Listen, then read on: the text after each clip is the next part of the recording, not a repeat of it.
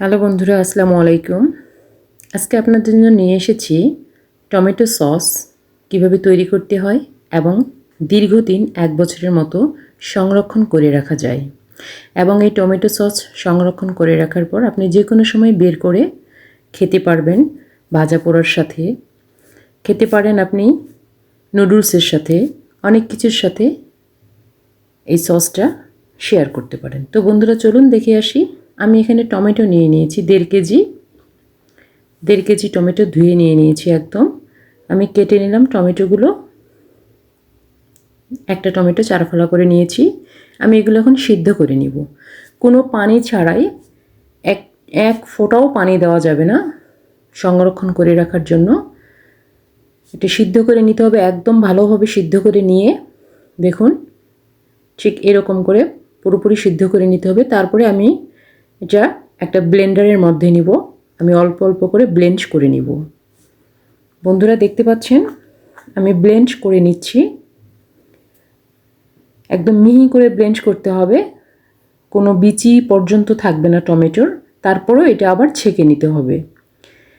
আমি বন্ধুরা এইভাবে করেই ব্লেন্ড করে নিয়েছি পুরোটাই এবং ছেঁকে নিয়েছি, ছাঁকনির সাহায্যে ছেঁকে নিয়েছি। দেখুন এটা এখন আমি জাল করব।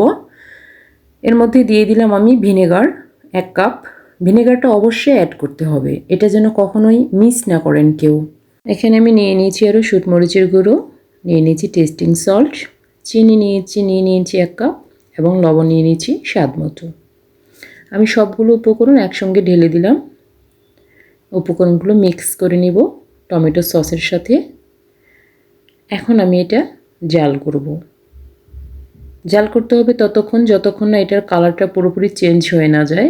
দেখুন আমি প্রায় 15 থেকে 20 মিনিটের মতো জাল করেছি হালকা আছে। তারপরে একটা সুন্দর কালার চলে এসেছে। ঠিক এরকম কালারটা যখন চলে আসবে তখনই মনে করবেন আমার সসটা হয়ে গিয়েছে। বন্ধুরা আমার সসটাও হয়ে গিয়েছে।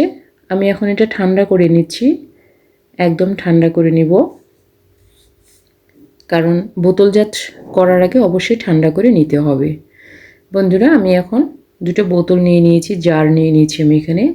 এই জারের মধ্যে সসটা ঢুকিয়ে রাখবো, এটা সংরক্ষণ করে রাখার জন্য।